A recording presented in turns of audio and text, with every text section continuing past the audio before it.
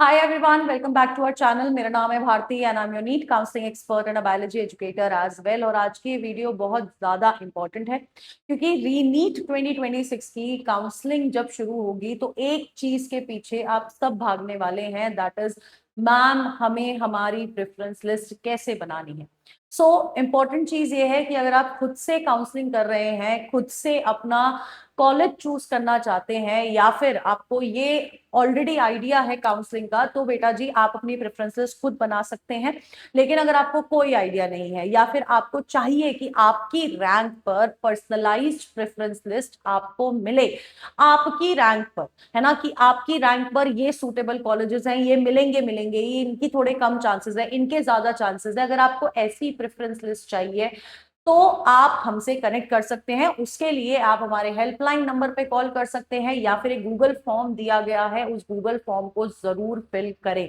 ठीक है, फिर हमारी टीम आपसे कनेक्ट करेगी। लेकिन आज की इस वीडियो में मैं आपको बताने वाली हूं कि अगर मैं प्रेफरेंस लिस्ट बना रही हूं तो मैं कितना रिसर्च कर रही हूं हर एक बच्चे की प्रेफरेंस लिस्ट पे, और अगर आप भी बनाते हैं तो आपको कितनी रिसर्च करनी है। मैं कुछ पॉइंटर्स आपको बताने वाली हूं, ये पॉइंटर्स प्लीज ध्यान में रखिएगा।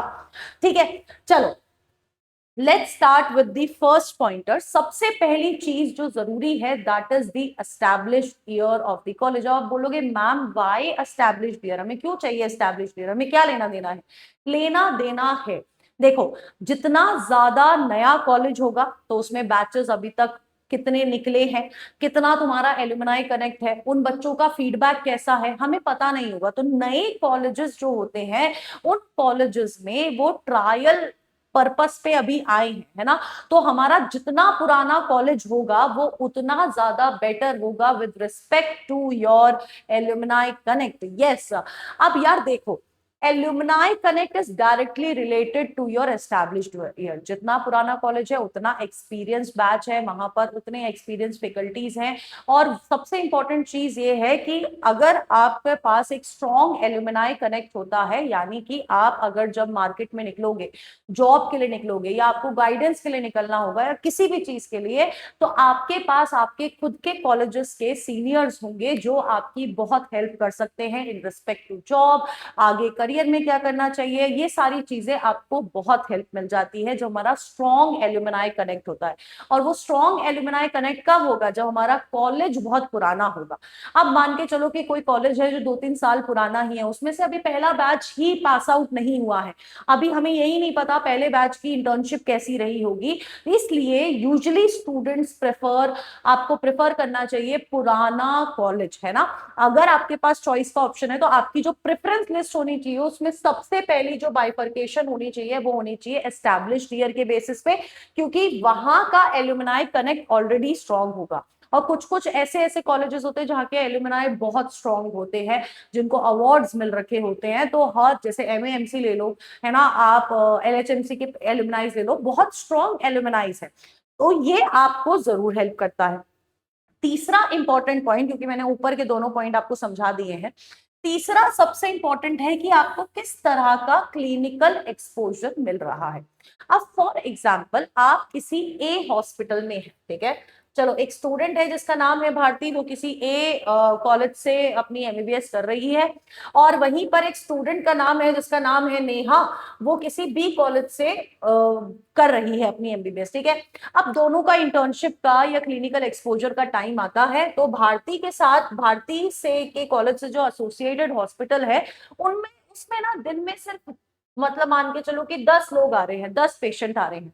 ठीक है, 10 पेशेंट आ रहे हैं बेटा जी, और 10 पेशेंट में से भी 5 पेशेंट सेम चीज के लिए आ रहे हैं।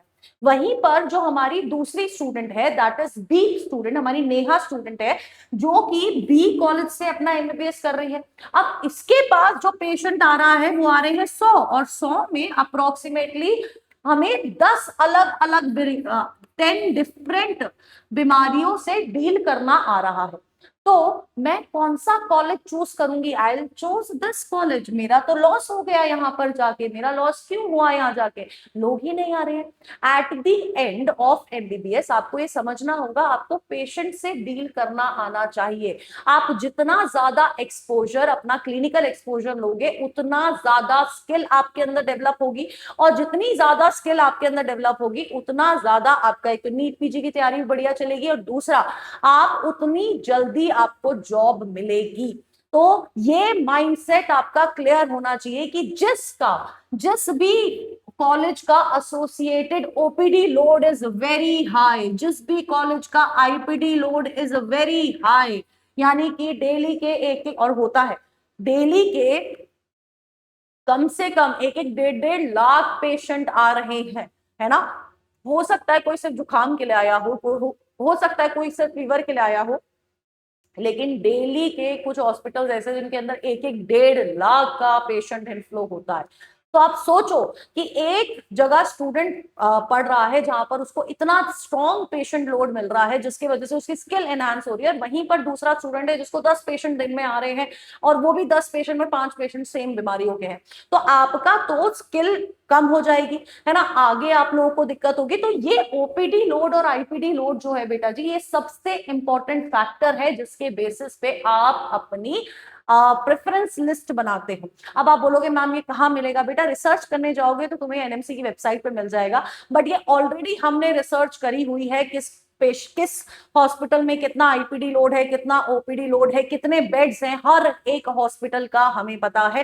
ठीक है, तो आप हमसे भी काउंसलिंग गाइडेंस ले सकते हैं, क्योंकि इन्हीं सारे फैक्टर्स के बेसिस पे मैंने प्रेफरेंस लिस्ट बनाई है। ठीक है, अब नेक्स्ट इंपॉर्टेंट फैक्टर इज आपका बॉन्ड डिटेल्स। अब वाई बॉन्ड डिटेल्स? देखो, बॉन्ड दो तरह के होते हैं, एक आपका होता है सर्विस बॉन्ड, और एक होता है आपका डिसकंटिन्यूअस बॉन्ड।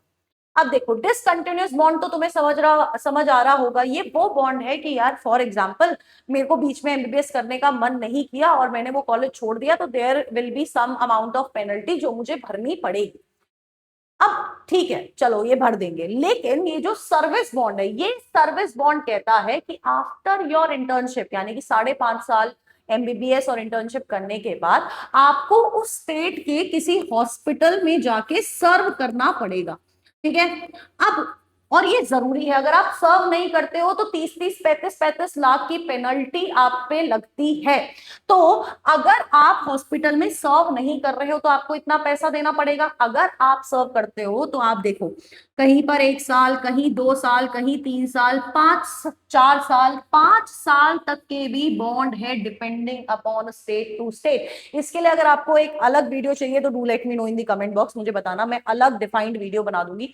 लेकिन 5-5 साल तक के बॉन्ड है। अब आप सोचो, एमबीबीएस इंटर्नशिप वगैरह सब करने के बाद आप लोग कोशिश करोगे कि यार मैं नीट पीजी की तैयारी करूं, है ना? सब सब एमबीबीएस करने के बाद हमें नीट पीजी करना ही है, एनीवेज करना है हमें। तो जब मैं नीट पीजी की तैयारी कर रही होंगी तो, और उसके साथ साथ मान के चलो मैं 1 साल का बॉन्ड कर रही हूँ, 2 साल का, 3 साल का, मेरा काम भी चल रहा है, तो क्या मैं पूरा कंसंट्रेशन नीट पीजी पे डाल पाऊंगी? नहीं डाल पाऊंगी। तो अब क्या होगा कि यार ये वाला बॉन्ड मेरे लिए भारी पड़ रहा है, बिल्कुल भारी पड़ रहा है, या तो मेरा बिल्कुल एमबीबीएस खत्म होते ही चालू हो जाए ताकि मेरा बॉन्ड, सर्विस बॉन्ड जो है एडजस्ट हो जाएगा। लेकिन अभी इस पॉइंट ऑफ टाइम पर अगर मेरा एमबीबीएस खत्म होते होते मेरा नीट पीजी नहीं निकला, तो मुझे 1 साल का गैप लेना है, उस 1 साल में मेरे को अपनी जॉब भी करनी है, मुझे 1 साल में अपनी नीट पीजी की तैयारी भी करनी है।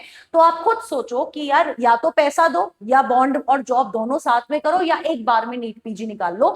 तो ये आपके लिए काफी ज्यादा प्रॉब्लमैटिक सिचुएशन हो सकती है। तो प्रिफर वो स्टेट्स जिनके यहाँ पर बॉन्ड नहीं है ना, जिनकी स्टेट्स में बॉन्ड नहीं है। कुछ कुछ स्टेट में है ही, तो कुछ नहीं कर सकते अगर आपका डोमिसाइल वहां का है, लेकिन ऑल इंडिया कोटा से तो आपको काफी ज्यादा बेनिफिट मिल जाता है।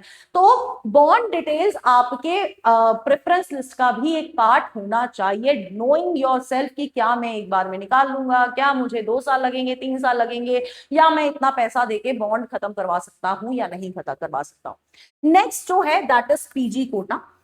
अब देखो, नीट यूजी की काउंसलिंग होती है, उसके लिए आपका जो 85% स्टेट कोटा होता है वो विच डिपेंड्स अपॉन डोमिसाइल। लेकिन जब आप एमबीबीएस के बाद नीट पीजी का एग्जाम देते हो, उस पॉइंट ऑफ टाइम पे आपको समझना होगा कि हर स्टेट का अपना क्या होता है, रिजर्वेशन होता है, नीट पीजी कोटा होता है। फॉर एग्जाम्पल अगर आप उत्तराखंड से आपने एमबीबीएस करी है, भले ही आप यूपी के स्टूडेंट हो, तो यूपी का डोमिसाइल नीट पीजी के लिए आपके लिए मान्य नहीं रखेगा। आपके लिए उत्तराखंड का जो आपका आपने एमबीबीएस करी है उसका जो नीट पीजी कोटा है वो मान्य रखेगा। तो आपको ऐसी स्टेट से एमबीबीएस करनी चाहिए जहां पर there are lots and lots of NEET PG seat, क्योंकि अप्रोक्सीमेटली जो हर स्टेट का कोटा होता है दैट इज 50% कोटा आपका हर स्टेट का होता है। नीट पीजी कोटा आपका 50% होता है, ठीक है, इंटरनल कोटा की मैं बात कर रही हूँ। तो आपको ऐसी स्टेट्स भी पता होनी चाहिए जहां पर नीट पीजी कोटा अच्छा हो, जहां पर नीट पीजी सीट्स नंबर हो। अगर इसके ऊपर भी आपको वीडियो चाहिए, do let me know in the comment box, मैं अलग वीडियो बना दूंगी, ठीक है। लेकिन ये भी एक इंपॉर्टेंट फैक्टर है, कॉलेज की रैंकिंग बहुत इंपॉर्टेंट है। अब ये फैक्टर्स हैं जो जनरलाइज फैक्टर हैं जो आपकी प्रेफरेंस लिस्ट में होने ही होने चाहिए, but this factor cut off, पहली चीज आपको समझनी है, cut off rank dependent cut off की बात कर रही हूं, मार्क्स की कट ऑफ की बात कर ही नहीं रही हूं, होती ही नहीं है मार्क्स की कट ऑफ, क्योंकि मार्क्स की कट ऑफ हर साल वैरी कर रही है, ठीक है।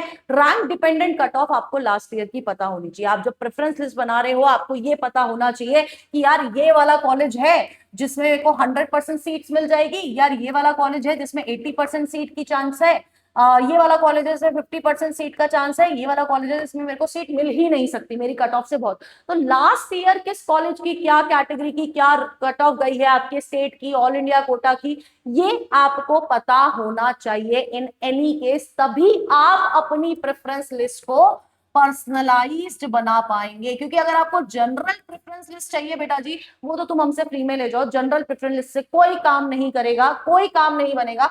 पर्सनलाइज्ड प्रेफरेंस लिस्ट वो लिस्ट है जो आपको आपकी रैंक पे बेस्ट कॉलेज दिलवाएगी।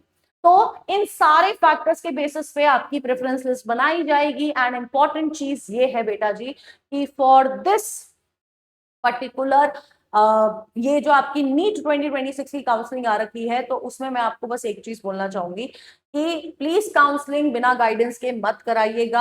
आप हमें कनेक्ट कर सकते हैं, मैंने आपको अभी भी बताया था कि गूगल फॉर्म आपको फिल करना चाहिए। अगर आपको मुझसे कनेक्ट करना है, सर से कनेक्ट करना है, तो एक गूगल फॉर्म जरूर भरिए, हमारी टीम आपसे कनेक्ट करेगी, हम आपकी काउंसलिंग कराएंगे।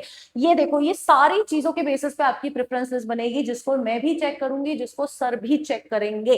तो एक मतलब आप मान के चलो 3 स्टेप वेरिफिकेशन आपको यहां पर देखने को मिल जाएगी। प्लस प्रोसेस क्या रहता है, क्या क्या मिस्टेक होती है, ये सारी चीजें भी आपको बताई जाएगी, अपडेट सारी बताई जाएगी। तो आप हमारे काउंसलिंग में एनरोल कर सकते हैं। और कोई डाउट हो, do let me know in the comment box. Till then tata bye bye, take care and all the best.